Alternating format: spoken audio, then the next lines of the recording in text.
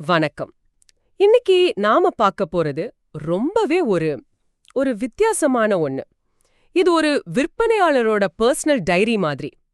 நீங்க கொடுத்திருக்கிற இந்த குறிப்புகள்ல ஒரு பக்கம் கடுமையான சேல்ஸ் டார்கெட், போட்டி, கஸ்டமர் டீலிங்னு அவரோட அன்றாட வேலை சவால்கள் இருக்கு.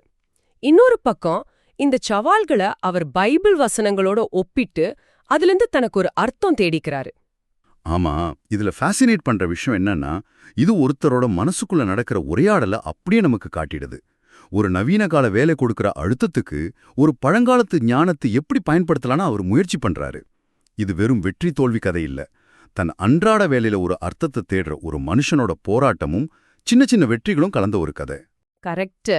நம்மளோட நோக்கம் இன்னைக்கு ரொம்ப சிம்பிள்.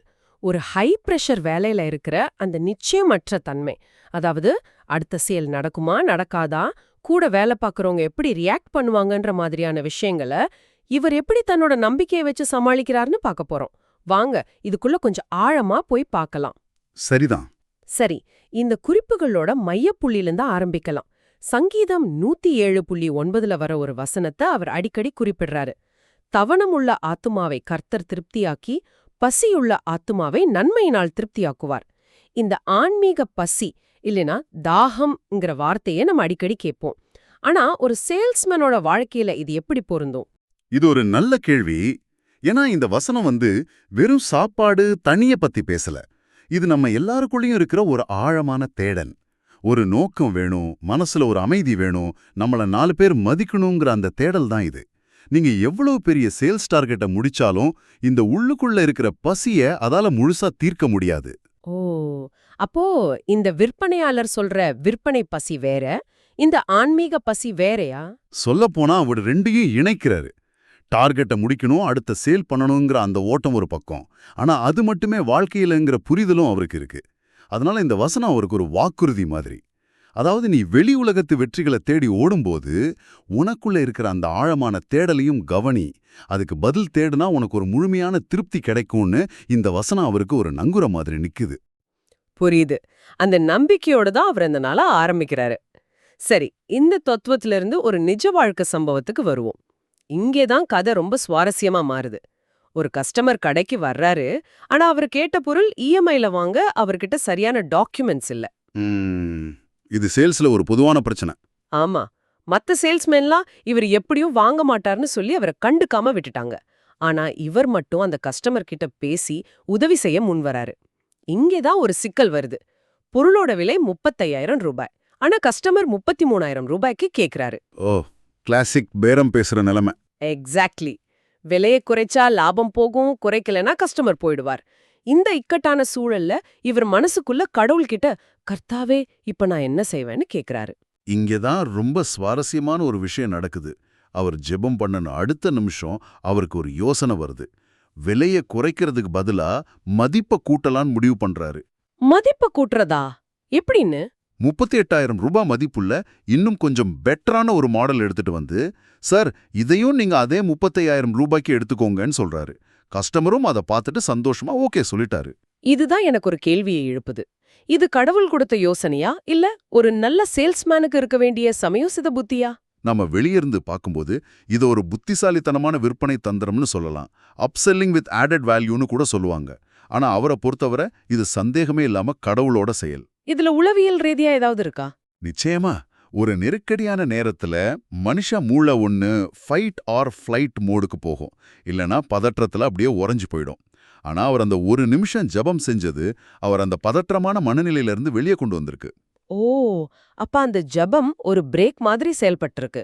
சரியா சொன்னீங்க. அது ஒரு மென்டல் ரீசெட் பட்டன் மாதிரி. அந்த ஜெபம் அவரை உணர்ச்சி வசப்பட்டு முடிவெடுக்காம பிரச்சனைய தர்க்க ரீதியா அணுக வச்சிருக்கு. அந்த அமைதியான மனநிலையில ஏற்கனவே அவருக்கு தெரிஞ்ச விற்பனை தந்திரம் சரியா வெளிப்பட்டிருக்கு. சோ நம்பிக்கை இங்க ஒரு மேஜிக் மாதிரி இல்லாம ஒரு மனதை ஒருநிலைப்படுத்துற உளவியல் கருவியா வேலை செஞ்சிருக்கு. வாவ். சரி, சேல்ஸ் வெற்றிகரமா முடிஞ்சது. ஆனா ஒரு வெற்றி இன்னொரு பிரச்சனையை உருவாக்குது. காலையிலேயே 35,000 ரூபாய்க்கு பிசினஸ் பண்ணினதை பார்த்ததும் கூட வேலை பார்க்கறவங்களுக்கு பொறாம. குறிப்புகள்ல அவர் கரிந்து கொண்டனர்னு ஒரு வார்த்தையை பயன்படுத்துறாரு. அந்த வார்த்தையில அவ்ளோ வலி இருக்கு. உருவாக்கும். இந்த மாதிரி நேரத்துல நம்ம இயல்பான எதிர்வினை கோபமா இருக்கும், இல்ல எரிச்சலா இருக்கும். ஆனா இவர் என்ன பண்றாருன்னு பாருங்க. ஆமா, அதுதான் ஆச்சரியம். அவர் போன்ல எதேச்சியா ஒரு போதனையை கேக்குறாரு. அதுல தீங்கு உங்களை துக்கப்படுத்தாதுன்னு ஒரு வரி வருது. முதல் பார்வையில இதுக்கும் இவரோட பிரச்சனைக்கும் சம்பந்தம் இல்லாத மாதிரி தோணலாம். ஆனா அவர் இதை எப்படி எடுத்துக்கிறாரு? இது வெறும் மனதை சமாளிக்கிற வழி மட்டும் இல்ல. இது ஒரு மிகப்பெரிய மனநிலை மாற்றம். அந்த வரிய கேட்டதும் அவர் கோவப்படுறதுக்கு பதிலா தனக்கு பொறாமப்பட்ட அந்த சக ஊழியர்களுக்காக ஜெபம் பண்றாரு. கர்த்தாவே, தீங்கு அவர்களை துக்கப்படுத்தாதபடிக்கு அவர்களை காப்பாற்றி அருளும்னு வேண்டிக்கிறாரு. அப்போ எதிரியா பார்க்காம அவங்களும் ஒரு விடத்துல கஷ்டப்படுறாங்கன்னு பார்க்கறாரா? எக்ஸாக்ட்லி. இதன் மூலம் அவர் தனது சக ஊழியர்களை போட்டியாளர்களா பார்க்கறதுல இருந்து அவர்களும் காப்பாற்றப்பட வேண்டிய ஆன்மாக்களா பார்க்க ஆரம்பிக்கிறார். இந்த மனநிலை மாற்றம் அந்த பணியிடத்தோட நச்சுத்தன்மையிலிருந்து அவரை முழுசா பாதுகாக்குது. ஒரு மோதல் தருணத்தை அவர் ஒரு ஆன்மீக பயிற்சியா மாத்திக்கிறார். இதுதான் அவரோட உண்மையான வெற்றி. 35,000 ரூபாய் விற்பனையை விட இது பெரிய வெற்றி. இந்த மனநிலையிலிருந்து தான் அவர் அடுத்த கடத்துக்கு போறாரு. அப்போ சங்கீதம் 66:12 பார்க்கறாரு. மனுஷரே எங்கள் தலையின் மீது ஏறி போக பண்ணினீர், தீயையும் தண்ணீரையும் கடந்து வந்தோம், செழிப்பான இடத்தில் எங்களை கொண்டு வந்து விட்டீர். இது அவரோட அப்போதைய சூழ்நிலைக்கு அப்படியே பொருந்துற மாதிரி இருக்கு. அந்த உருவகங்களோட வலிமையை பாருங்க. மனுஷரே எங்கள் தலையின் மீது ஏறி போக பண்ணினீர். இது சக ஊழியர்களோட பொறாமையால அவர் உணர்ந்த அந்த அழுத்தத்தை அப்படியே படம் பிடிச்சு காட்டுது. தீ, தண்ணீர் இதெல்லாம் வேலையில அவர் சந்திக்கிற தினசரி போராட்டங்கள். ஆனா இந்த சங்கீதம் ஒரு தனி நபருக்காக எழுதப்பட்டது இல்லையே. கரெக்ட். இந்த சங்கீதம் பொதுவா ஒரு தேசமே பெரிய சோதனைகள்ல இருந்து மீண்டு வந்த பிறகு கடவுளுக்கு நன்றி சொல்ற ஒரு பாடல். ஆனா இதுதான் இந்த மாதிரியான பழங்கால வரிகளோட சக்தியை காட்டுது. பெரிய வரலாற்று நிகழ்வுகளுக்காக எழுதப்பட்ட வரிகள் ஒரு தனி நபரோட அன்றாட வலிக்கு எப்படி மருந்தா மாறுதுன்னு பாருங்க. இது அவருக்கு வெறும் ஆறுதலை மட்டும் கொடுக்கல. கஷ்டங்கள் வரும், ஆனா விடாமுயற்சியோட இருந்தா கடைசியில ஒரு நல்ல இடத்துக்கு போகலான்னு ஒரு முழுமையான கதைய, ஒரு நம்பிக்கை அவருக்கு கொடுக்குது. சரி, இப்போ ஒரு சின்ன தப்பு எப்படி ஒரு ஆசீர்வாதமா மாறுச்சுங்கிற கதைக்கு வருவோம். இது ரொம்ப சாதாரணமான ஒரு விஷயம். ஒரு கஸ்டமர் வந்து 300 ரூபாய்க்கு ரீசார்ஜ் பண்ண சொல்றாரு. ஆனா இவர் கவனக்குறைவா 200 ரூபாய்க்கு ரீசார்ஜ் பண்ணிடுறாரு. இந்த மாதிரி சின்ன தவறுகள் தான் வேலையில பெரிய தலைவலியை கொடுக்கும். அந்த 100 ரூபாவை யார் கொடுக்கறதுன்னு பிரச்சனை வரும். ஆமா, அந்த பதற்றத்துல அவர் கஸ்டமர் கிட்ட, உங்ககிட்ட 2 சிம் இருக்கு, 2வது சிம்முக்கு இன்டர்நெட் இல்லாம வெறும் கால்ஸ் மட்டும் பேச 200 ரூபாய்க்கு ரீசார்ஜ் பண்ணலாமான்னு ஒரு யோசனை மாதிரி கேக்குறாரு. ஆச்சரியம் என்னன்னா, அந்த கஸ்டமரும், ஆமா தம்பி, நான் 2வது சிம்ல இன்டர்நெட் யூஸ் பண்ண மாட்டேன், நீங்க 200 ரூபாய்க்கு பண்ணுங்கன்னு சொல்லிட்டாரு. அப்போ செஞ்ச தப்பு சரியா அமைஞ்சிருச்சு. ஆமா, அப்படா தப்பித்தோன்னு ஒரு நிம்மதி பெருமூச்சு விடுறாரு. ஆனா அவர் இத வெறும் அதிர்ஷ்டமா பார்க்கல. அவர் இத உடனே மத்தேயு 10:31 வர்ற பயப்படாதீர்கள், நீங்கள் விசேஷித்தவர்கள்ங்கிற வசனத்தோட இணைச்சுக்கிறாரு. இது ஒரு விதமான பேட்டர்ன் ரெக்கக்னிஷன். அதாவது நம்ம வாழ்க்கையில நடக்கிற நல்ல விஷயங்களுக்கு நாம ஒரு காரணத்தை தேடுவோம். பகுத்தறிவுள்ள ஒருத்தர் இத லக்கி கோயின்சிடன்ஸ்னு சொல்லுவார். ஆனா நம்பிக்கையுள்ள ஒருத்தர் இத ஒரு தெய்வீக தலையீடா பார்க்கறாரு. இது சரி தவறுங்கிற விஷயம் இல்ல, இது உலகத்தை பார்க்கிற 2 விண்ண கண்ணோட்டங்கள். அப்போ அந்த வசனம் அந்த 2 தருணத்துக்கும் நடுவுல ஒரு பாலமா இருக்கு. ஆமா, அவரு தப்பு செஞ்சப்போ ஏற்பட்ட பயத்துக்கும் அது சரியா முடிஞ்சப்போ கிடைச்ச நிம்மதிக்கும் நடுவுல ஒரு பாலம். பயப்படாதேங்கிற வரி அவருக்கு ஒரு தனிப்பட்ட உத்தரவாதமா மாறுது. சரி, இதுவரைக்கும் எல்லாமே நல்லபடியா முடிஞ்சது. வெற்றிகள், தவறுகள் கூட நன்மையா மாறுச்சு. ஆனா வாழ்க்கை எப்போதுமே அப்படி இருக்காதே. குறிப்புகளோட கடைசி பகுதிக்கு வருவோம். விற்பனையில ஏற்பட்ட ஒரு சரிவு. இதுதான் ரொம்ப யதார்த்தமான வலி நிறைஞ்ச பகுதி. அவரே எழுதுறாரு, நான் விசுவாச பாதையிலேருந்து வழி தவறி போனேன். மந்தையில மேற ஆடு மேய்ப்பனோட குரலுக்கு கட்டுப்படாம தன் இஷ்டத்துக்கு ஓடுற மாதிரி நானும் ஓடுனேன். கூட வேலை பார்க்கறவங்க கடகடன்னு சேல்ஸ் பண்ணிட்டு இருக்காங்க. ஆனா இவரால ஒண்ணும் கூட விற்க முடியல. அந்த மன வேதனையா அவர் எப்படி விவரிக்கிறாரு? அதுதான் ரொம்ப சக்தி வாய்ந்ததா இருக்கு.